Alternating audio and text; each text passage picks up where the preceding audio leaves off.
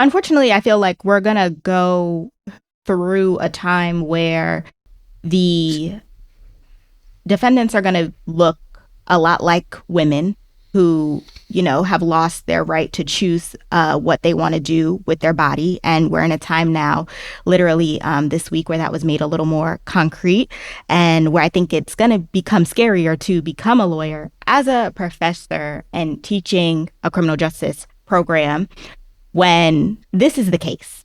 And when a president-elect has talked about implementing qualified immunity, where does your mind go when you think about the future of criminal defense work in all these different areas and how it's kind of spreading apart? And how do you prepare your law students for that? So Shay, where my mind goes is to you and to your classmates and to all of you who I think are the hope we have for the future. I mean, anyone who's studied mass incarceration understands that there was a war on drugs implemented in the 70s and 80s and ongoing that fueled mass incarceration, that led to millions of disproportionately Black people, almost exclusively poor people, being incarcerated, being subject to the control of parole and probation, being impacted by civil consequences that kept them from getting jobs or voting or living in government subsidized housing.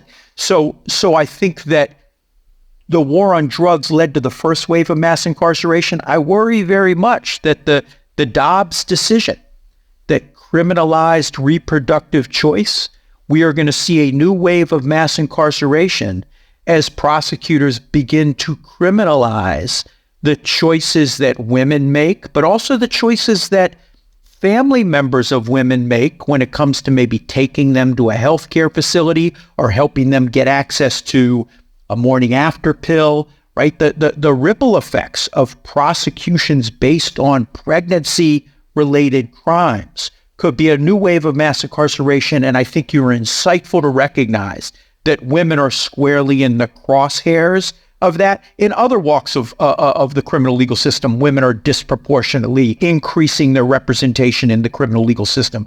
But this is one area where I think there is going to be a real attack on women and the people who love them and the people who care about them. And so what does that mean for law students? I think that the stakes are just a little bit higher. That again, as law students think about the obligation that we have as lawyers to make this world a better place, we have a unique opportunity to go into spaces where laws are made and enacted and prosecuted and have an impact. And I hope more and more students feel an obligation to enter those spaces and change the course of history. Because if we're indifferent, things are not going to look good for the next generation.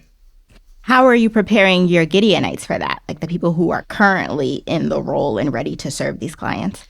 So this is not new for public defenders. Public defenders, again, I think that America is has always been an example of a huge gap between our ideals and how we actually live.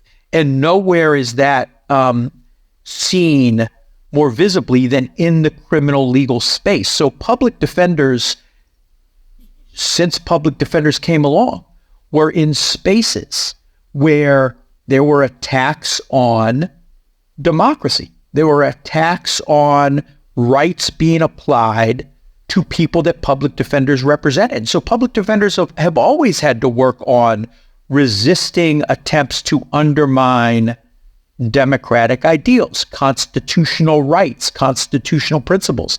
So we continue to prepare our lawyers, to understand how to argue the Constitution, to understand how to learn the stories and tell the stories of people who are impacted, and to appreciate that you're not going to be able to eke out justice in every single case.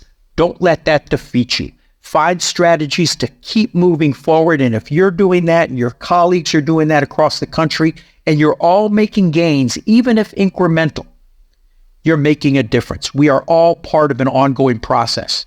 It's been 400 years and we're still trying to make this country live up to its aspirations. Public defenders are certainly a part of that.